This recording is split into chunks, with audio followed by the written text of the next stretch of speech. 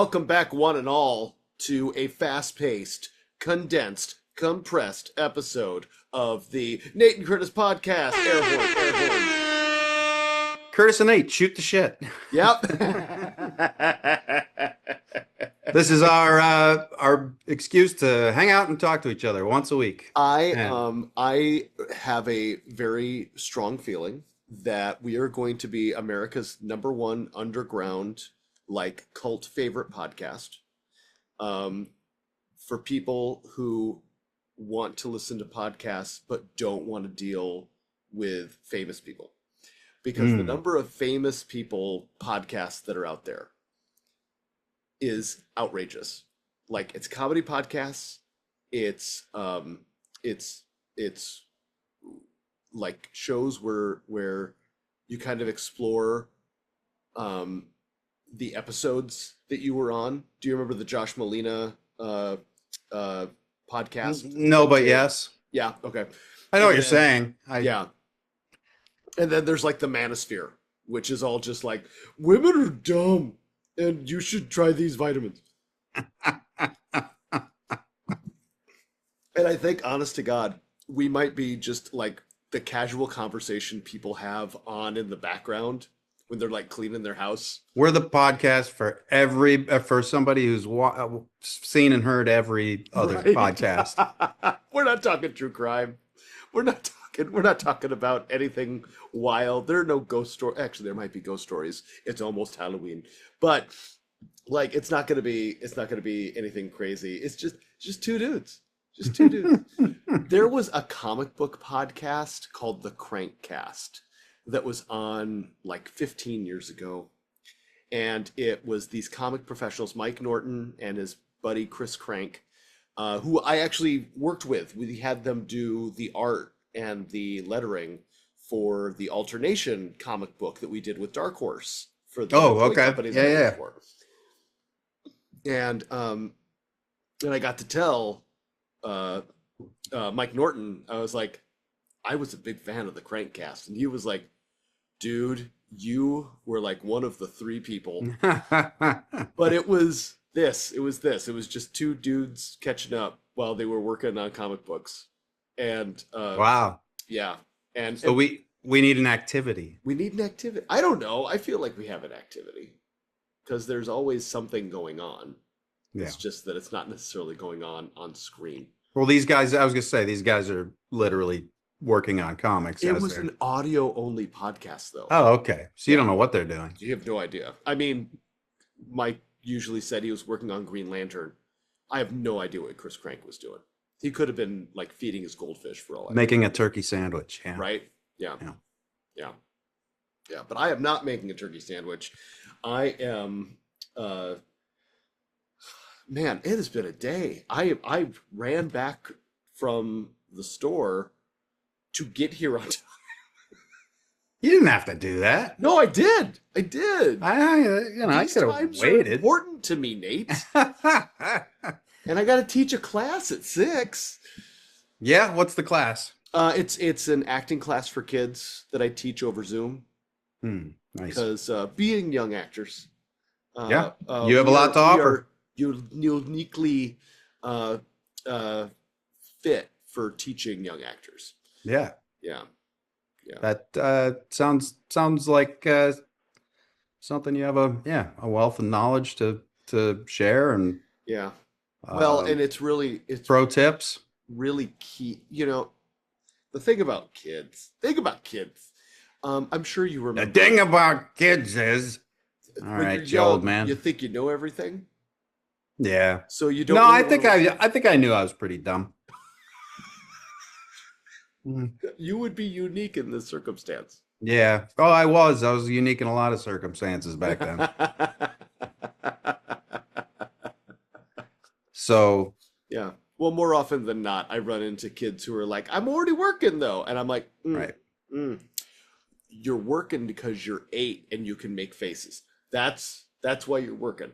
You were about to hit, because pre-teendom is when all of a sudden everybody decides you need to perform like an adult. Yep. So you actually have to know technique now. You actually have to understand, like, you can't just be like, oh sad. I'm so sad. That doesn't work anymore. Right, right, 12, and nobody's Mhm. buying it. right. You actually have to know why you're sad. You got to actually like let's see, how do we break down a script. Ooh. Hmm. Let's take a look. Let's do a little Stanislavski. Let's take a look at the beats. Yeah, What's your yeah, yeah. subtext? What's your subtext? So yeah. So Hey, yeah. Stanislavski guy. Is that your favorite? I, I think by default, yes, because the idea of beats of action is so relatable in so many ways, and no matter how well a script is written, Hmm. you can apply beats to Hmm. to a script breakdown. Yeah. I think the better the material, the more nuanced your breakdown can get. Sure. And like I just finished 2 back-to-back readings for a playwright named Quick Jones. He is an award-winning playwright, and the 2 pieces that we did, Cole is King, which takes place in 1977 in West Virginia. Uh, it was the first woman to be made a coal miner in that city, and all the Mm. things she has to face. And then right after that, I did When We Were Green, which is about the Irish migration just before the Civil War into New Orleans. Oh, wow. And like people talk about Boston, they talk about New York, they talk about like the Irish in the Eastern Seaboard, but a lot of Irish came in through the ports of Louisiana as well, and Hmm. basically brought Catholicism. Well, the French brought Catholicism, but people were very upset about the Irish Catholics that were coming to New Orleans. And so not only did I have an impeccable Irish accent, and since you weren't there, you'll never know if I'm lying or not, but but these were really powerful pieces. And Quick, even though he writes plays, is a television writer by trade, Okay. and so it really moves, and Hmm. it's really like uh, character based drama. And so being able to nuance the breakdown of those scripts, oh man, you could just, it's like opening up the actor toolbox and just being like, I haven't used this one in forever. Oh, let's do this. So yeah, it was really neat. It was really neat to do. And so, Nice. but when you've got kids and you're trying to teach them the basics of actual acting technique, at some Just point watch you them have to be glaze like, over. buddy, I just need, do you even understand what you're saying here? Well, my Right. dog died. Yeah, yeah, yeah. Did you ever have a dog? Yeah. What was your dog's name? Billy. Is Billy still alive? No. Do you see how your whole body just changed because you acknowledged that Billy is dead? Yes. All right. That's where we need to be coming from in this script. That's where I need you to start from, bud. And he's like, but it's really sad. And I'm like, I know.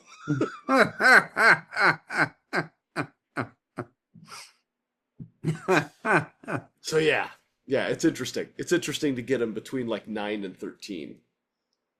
Oh, okay. All Yeah, right. between 9 and 13 is when they're really transitioning into like becoming real actors.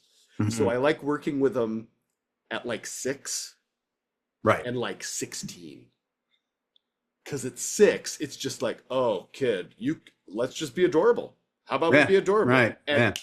those kids could book like crazy. Yeah. Can you repeat these Remember the lines? words. Yep. Yep. Can you repeat what I'm saying? Fantastic. You're gonna book, kid. And then 16, I can't tell you how many really, really great kids I've had that started at 15, 16 and still have careers now. Like Wow. have built their careers. In fact, one of them just started the Melrose Shorts Festival. Her name is Victoria Elder, and she's a fantastic young actress. And well, young, she's like 25 now. That's a But child.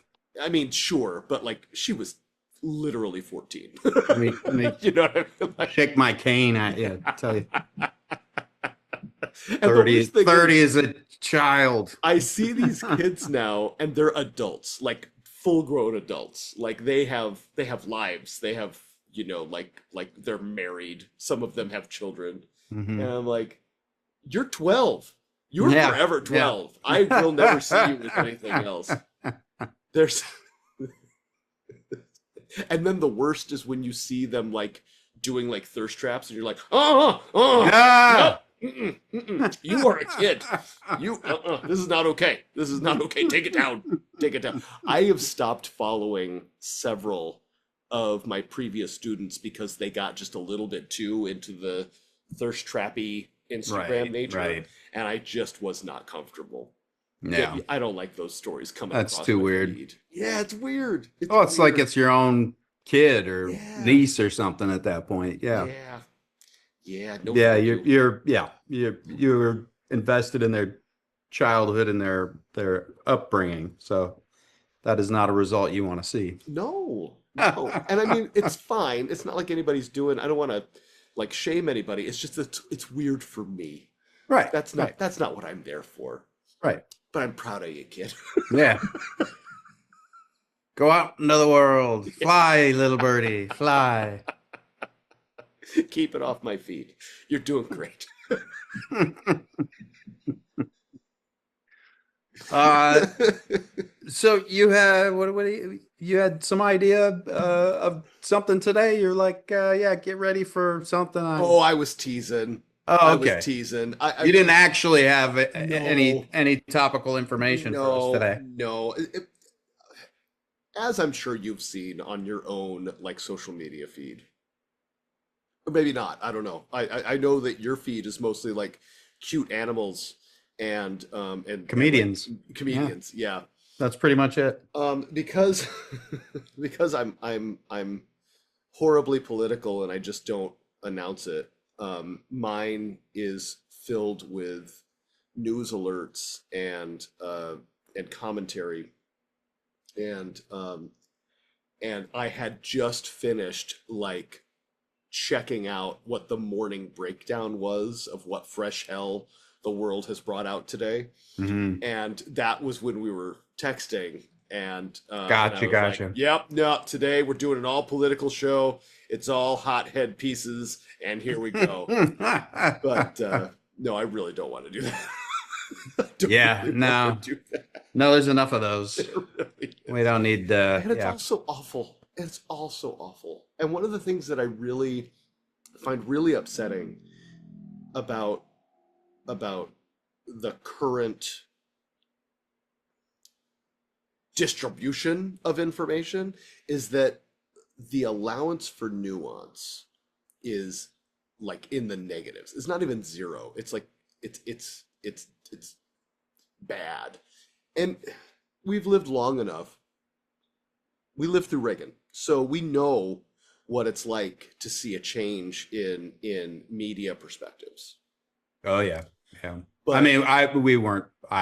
You're what, a year or two older than me. yeah, I wasn't very aware of the nuance at the time, oh, of the changing because I had no frame of reference really, I became first aware of presentation of information differences Mhm. in 1988 when John Cougar Mellencamp did his Farmers Aid concert series. Farm Aid, yeah. Yeah, and I remember seeing a breakdown of that on MTV and how it was praised as this great way to help raise awareness and raise funds to save farmers and farms. Hmm. And then another news station on at the time, one of the three networks,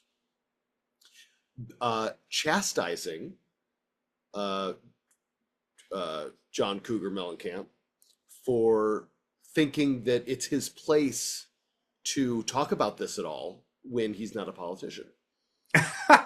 And I remember being a kid and being like, but he's helping. Yeah. What's the where and that was the first time I got a disconnect like that. Mm. And and then I started to be more aware of it. And Sure, sure, sure. yeah, so I remember being like 7 and being like, this is weird, right? This is weird. This is weird. And then I got into REM very early in my life. Sorry, I And gotta. Ooh, I got them. oh, good job. We've I've got like 40 plants in this room, and so we've got a small outbreak of fungus gnats.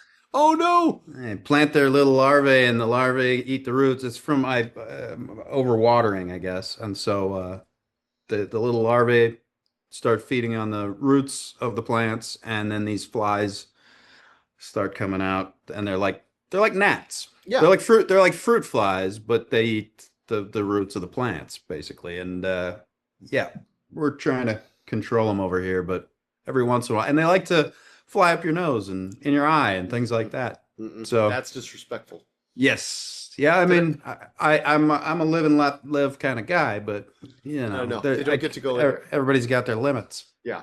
Did I ever you tell know. you that joke? Do you know the inside joke? Not in the eye, that's disrespectful. Probably. No, are we pausing right now? No, no, no, no, no, no. This is something that needs to spread. Not in the eye. That's disrespectful. I Yeah, mean that I think I know what the premise is going to be, but it's a story I heard third party um, from people that worked at Disneyland. okay. Working in Disneyland Entertainment is kind of like working an old school Ren Fair. It's very incestuous. People are very amorous, and it isn't unusual for people to um, be very familiar with each other in very intimate and uh, visceral ways. Isn't that where furries came from to begin with? Was working at Disneyland? They already had the suits on. It might, but that is not this scenario. That is Okay. not this scenario. So there was a girl who was very sexually uh, adventurous. Free, Yes, adventurous. yes. And the conversation um, turned to those things, and and reportedly she said, "I will let a guy shoot it wherever he wants, on my back, on my ass, on my face, in my hair, on my chest, but not in the eye. That's That's disrespectful." disrespectful. Mm-hmm. Mm-hmm. Yeah. And so that has been a catchphrase in North Orange County for about 15 years. And people who work at Disneyland know. So whenever like something happens, like you splash water, and it's like, oh, I got something in my eye. That's disrespectful. Alexa, turn the lights on. Did your lights go out? They sure did. They did. I think I'm having some sort of internet issue You have a ghost. because it's there's no how do I explain this? There's no ceiling light, first of all. Right? There's a light switch by the door that controls absolutely nothing. So there isn't even like an outlet that is controlled by that light switch. And someone had given me one of these things as a gift, and I never Right. wanted one. But when I realized, oh, I could make the lights go on and off with this thing, at least so now it's, been listening to my every waking conversation for the last 5, 10 years. Is it possible that this is the beginning of the robot revolution? That it's turning off the lights on you, and it's like, I don't want him to see. I'm going to blind him, and then I'm going to take over. Possibly.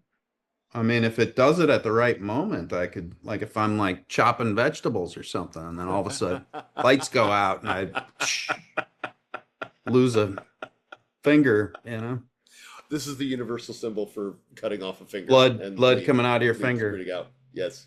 Yeah, I appreciate that. That That's should have good. come from back here, though, right? There we go. That's better.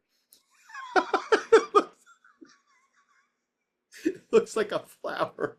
Your finger's moving a flower. Time lapse. Yeah. I just I turned it up too far.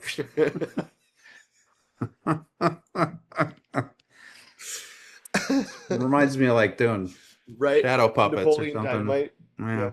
Yeah, yeah. Right. What a great movie. That's a great What movie. a very unexpected movie.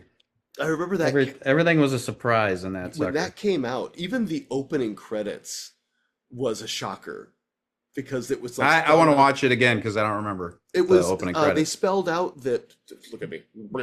They spread out the credits with like ketchup and mustard on food at the very Ah, top. So like it was a hot dog and then it had like somebody's name written in mustard and then okay. it was like fries and they spelled somebody's name in ketchup. And Yeah. yeah. Yeah, it was just yeah. And it was so refreshing to see that and not because it was coming out of that late 90s like everything was graphics over a cityscape. Right. Yeah. But it had that old late 80s Mm-hmm. Like indie Animal vibe. House or something. Yeah. Yeah. Yeah. Oh, Animal House. What a wild one that was. Yeah. Now, I don't think you'd get away with that movie today. No. No. Well, I mean, I think we're coming full circle on all that stuff because there's a cop uh episodic. It's like a cop it's just a cop show. But it's like just way too much. Like there's a strip club, and so every time they're in the strip club, it starts on some nudity and then pans over to like it's has to happen every time, and I don't think a the lot of nudity is the graphic sex problem. and all this stuff. And it is I think it was a originally a Cinemax show. I'm watching it on Netflix or was Is it watching it. Banshee? No, I'll have to grab the name. It's so weird. It takes place in Boston or outside of Boston, around Cape Cod area. Uh God, I can't think of the name of it. Huh. But the funniest thing to me is like it's not a comedy, but the opening song is almost like the opening theme to Friends.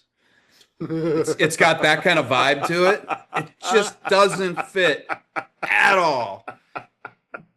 You know, it's like Okay. a drug lord shooting somebody right square in the face, brains blown back, and this opening sequence is like a "I'll be there for you."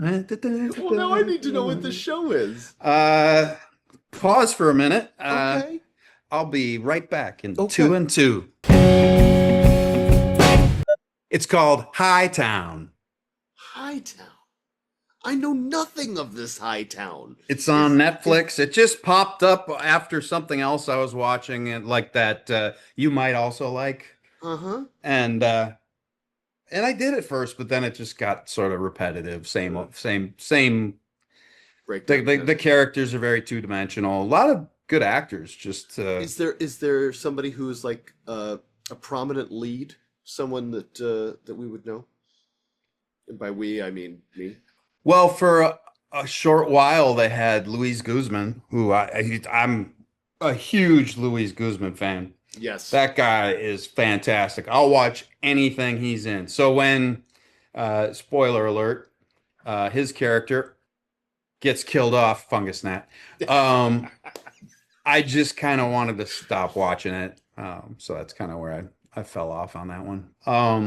He actually was outside my apartment building one day. Oh, I yeah? don't know if he's related to somebody in the building, but he was sort of walking up and down the sidewalk, kind of like looking for the address or for an address or something. Okay.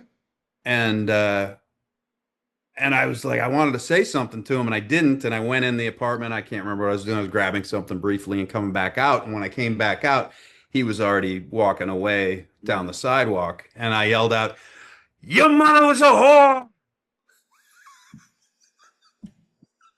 And he yelled it back at me. He was in this movie called, oh, great. Now I'm not going to remember the name of the movie. I'm going to sound like an asshole. The name of the movie, it was Welcome to Collinwood. Oh, okay. Welcome to Collinwood. I think Yes. that's it. Sure. I can It had confirm that though. I have the internet. it had George Clooney. It had It had William H. Macy. Oh It yeah, had that's it. Michael Jeter. Oh, what a great movie. Yeah, Who no, else Louis was who else Guzman was is in really it? good. Actually, speaking of which, George Clooney, Sam Rockwell, Sam Rockwell. Oh my God. I'll William watch H. anything Macy. he's been in. Yeah, yeah. Freaking love Patricia that guy. Clarkson was in that. Isaiah Washington Fantastic. was in that. Jennifer Esposito was Jennifer in that. Esposito's in that. Yeah. Yeah. Such a great, great movie. Oh my God. Yeah, no, there were Jesus. Mm-hmm. This is an all-star cast. All-star cast. And like of tight character actors too. Yes. Wow. And And Edward Furlong. What? every single beat. It's just fantastic. Great movie. That's cool. Speaking of Luis Guzman, does that mean that you're also watching the seasons of Wednesday on the Netflix? I just started it. Oh yeah, Just Season one? just started. I had to because it's been so long since I watched season one. Well, they're on two now, right? Yeah. Yeah. So I couldn't remember if it was two or three. So I went back and watched the last couple episodes of season one just so I could refresh my memory a little bit. Mm. Yeah. Oh yeah. Anything he's in, Okay. I'll watch. Okay. And I can tell you this, that's the only reason I'm watching that is For him. Seriously. I mean, he's been in stuff, I don't remember what, but he's been in stuff where I'll fast forward through just to get to his next part. You know? Like, that guy's just fantastic. That invisible girl looks like she's quite a spitfire on this new season. That Invisible Girl. Might not have gotten there yet. I don't know. I haven't. Oh, on the watched new it. season? No, Yeah. I'm only like 3/4 of the first episode in. Oh, okay. Okay. Okay. Cool. Yeah, I got called away to do something else, and then when I came back, I popped something else on. You know, I'm the same way with books. Like I'll read this one this far and put it down, and I'll read this far. And then, you know what I mean? I shuffle them around. Like, oh, let's do this one for a while. I can't Some do people are that. like that with video games. Like, I'm Yeah. done with this one, but I'll, especially like on the phone, they'll jump to another one. Well, that said, I haven't read a book in a while. I know that because the stack on my bedside table is just coated with dust. I get that. I get that. Well, it got so bad that And now I have a Kindle, and I didn't even remember if I had anything on it. That's how long it's been since I touched that. I because of my own mental illness, I don't know what else to call it. Because I put so much pressure on myself to do other things. I Mhm. don't feel like I have the luxury of reading, like actually Right. picking up a book and reading. So I do Right. everything on audiobooks now as I'm filling up my audiobook. Okay. And right now I am on the newest Brandon Sanderson Stormlight Archive book. Nate, I have no idea what any of the words are you just said. there are so many people who are writing in the comments right now to tell you what this is. It's a fantasy novel series by famed author Brandon Sanderson. What else would I know that Brandon Sanderson has done? You wouldn't. Oh, okay. Yeah, because Fair enough. he So I'm not a huge dummy, just a finished just the a Wheel of Time entry-level series dummy. when Robert Jordan died. okay. I'm vaguely familiar with the Wheel of Time. When he finished that gave him enough notoriety to be able to write his own fantasy series, and so he has created an entire universe of novels Mhm. that are based around his own mythologies. Oh, okay. I follow. That's incredible when Yeah, somebody's got and that he's got a huge wild he of made a huge imagination. business of this. Mhm. And of the 6 like universes that you can read, I chose one, Oh, But- he has 6 universes in his Uh-huh. head. and they all Holy shit. intermingle. It's very complicated, but and even for somebody like me who likes joining all those kind of arrows, I don't have the bandwidth. Nate, these are 1,200 page books. Mhm. They are enormous. The audiobook for The Wind and Truth, which is the latest in this series, is 60 hours. What I the I fuck? have 47 hours and 57 minutes left on this book. Damn, is that on your phone? It's on my phone. If I go to Does California, that if I just fill up drive, your storage on your phone? Like no, just no, no. I don't know how they do it, but it does what it needs to do.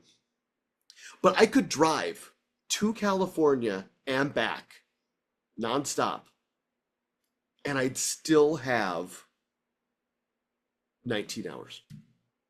Wow. Yeah, Give me the total on that again. The 60 hours. 60 hours. So Yeah, I could go to yeah, I could go to Minnesota and back. yeah, yeah, yeah. So yeah, listening the whole time, and it's good. He's a very good writer. He really Mhm. knows how to plot, and this is like the fifth or sixth book in. It's hard to keep track when they're this long. And so it has a reliance on so much that has happened before. And because it's been years since I read that first book, there are things I don't remember, and I just got to trust that it's going to work itself out in the end. Uh how's the you're doing the audiobook? Uh-huh. Okay, so how's the reading? He's had the same narrators the entire series, and they Mhm. are very good.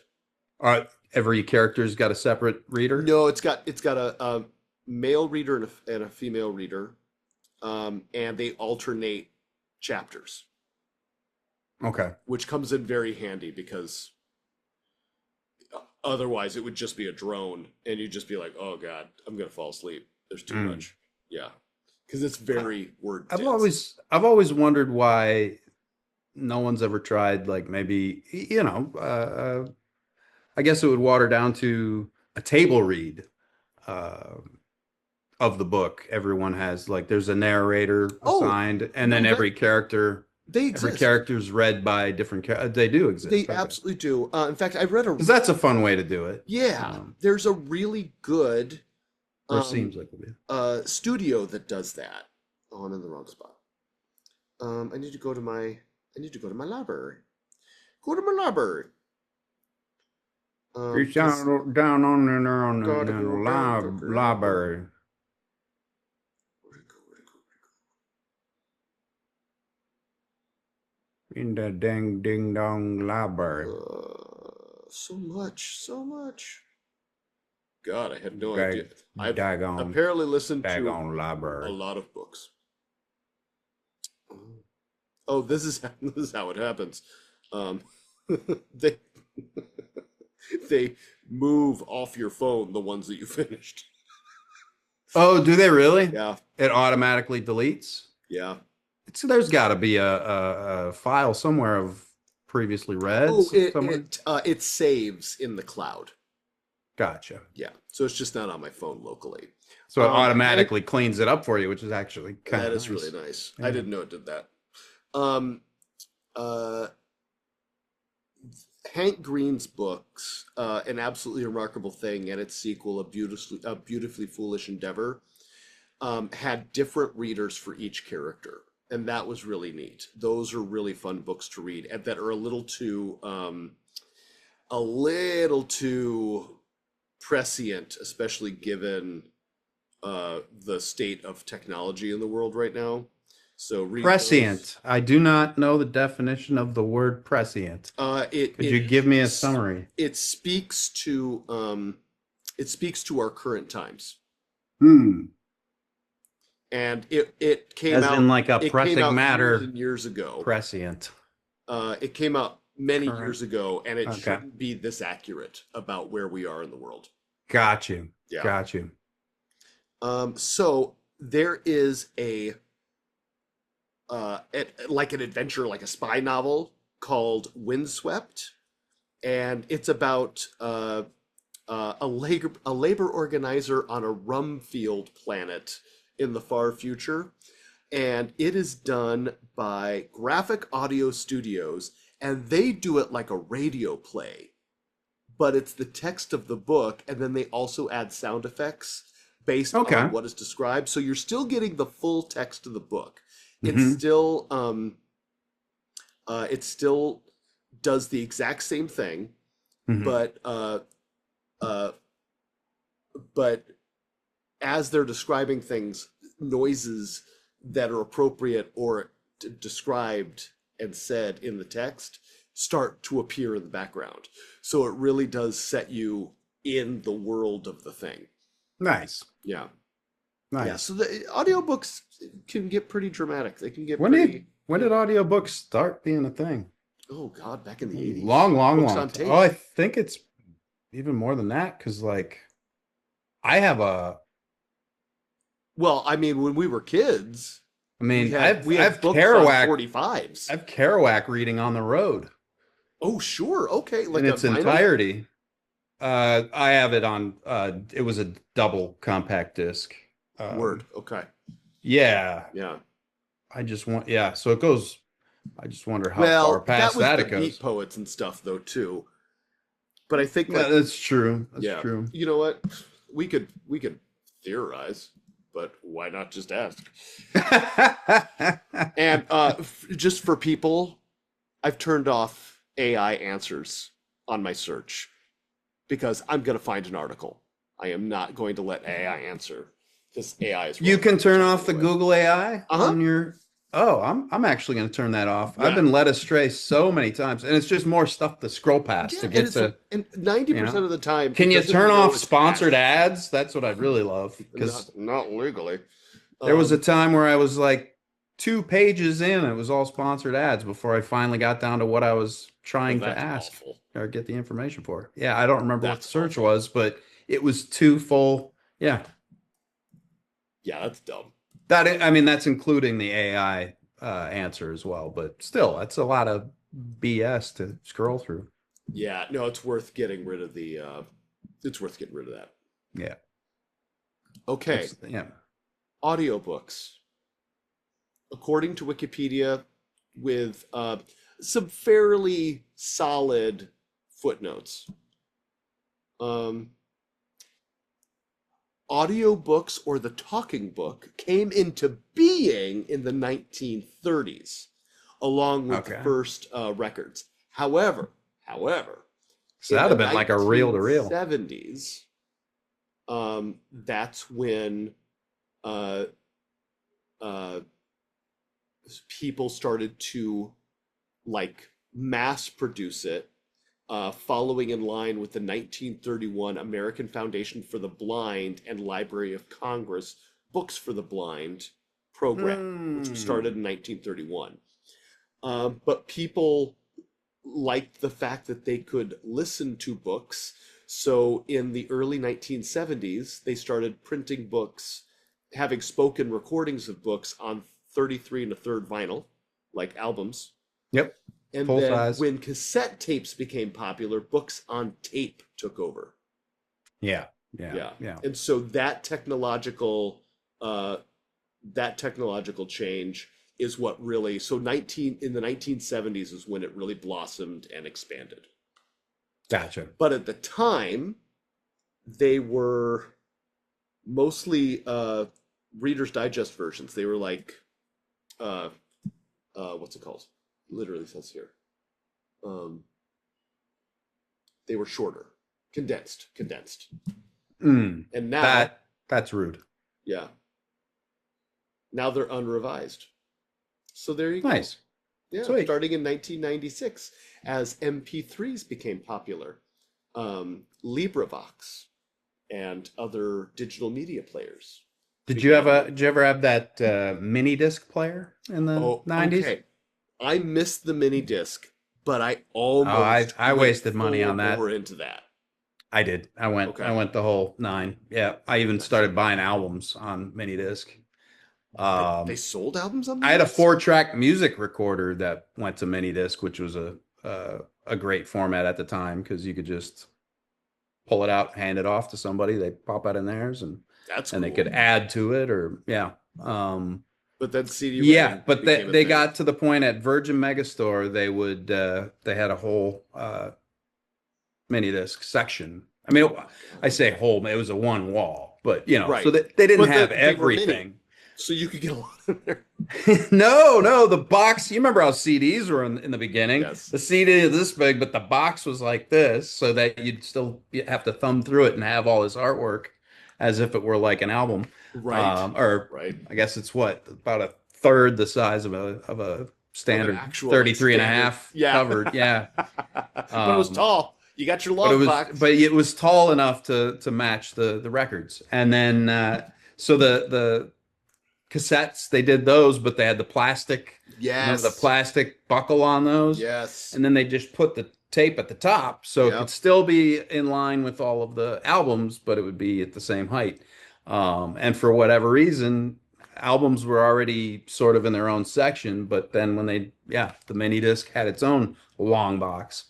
God, I don't remember that at all. Such a waste of packaging. It really, well, do you remember? Okay, so this is like I was So talking about much earlier. wasteful packaging. REM put a voter registration card in the packaging for Out of Time. Oh, And that was did how I they? first registered to vote.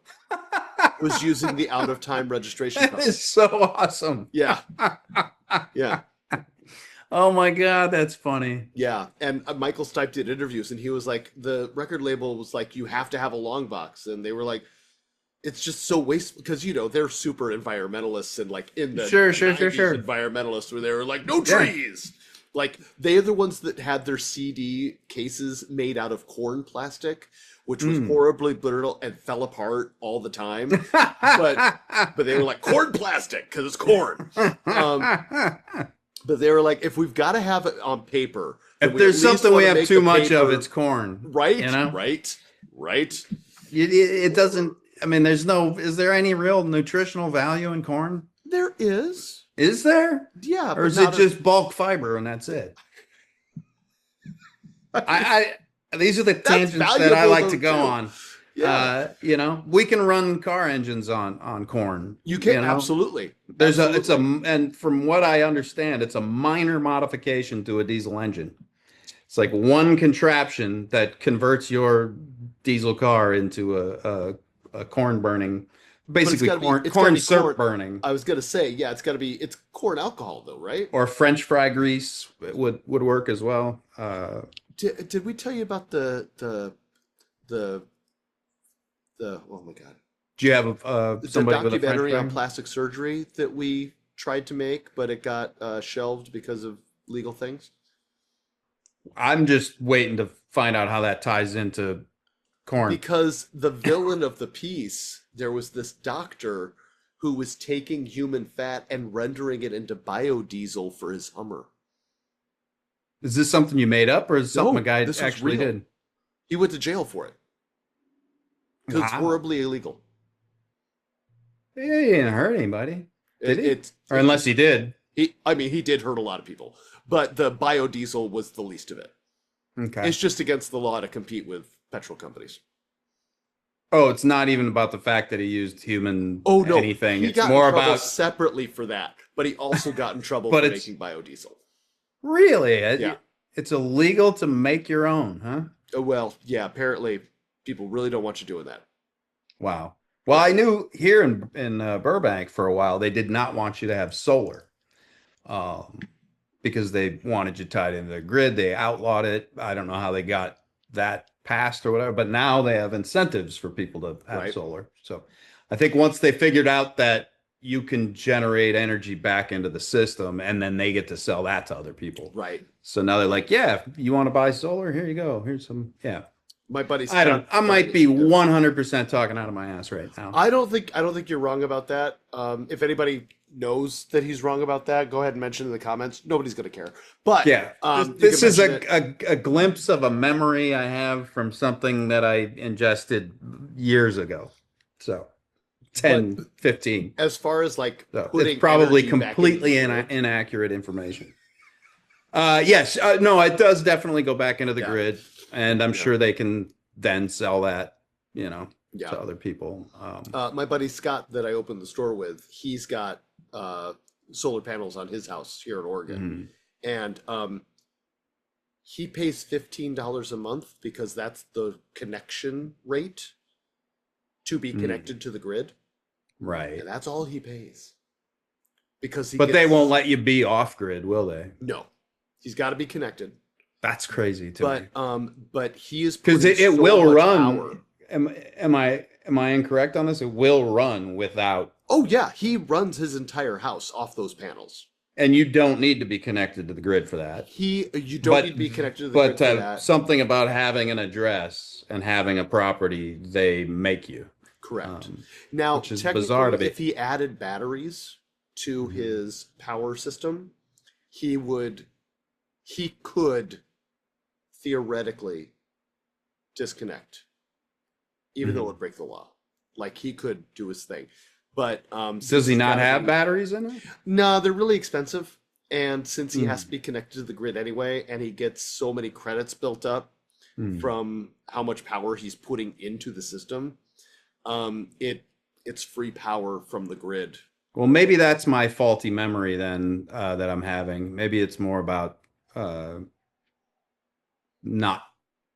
more about disconnecting than not being Honest allowed to to God, have solar. I don't know. This is different than I mean, it's California and Oregon too. So there are different things. Like we're not technically allowed to catch rainwater, but a big reason for that is because the pollution level in the rainwater can be really high, especially during a first rain. So so it's kind of dangerous, and you've got to have your water catch set up in a way so that the first couple gallons are not aren't going to be Potable. ingested. Yeah. So you've got to have it set up so it separates out the first couple and then it collects after that.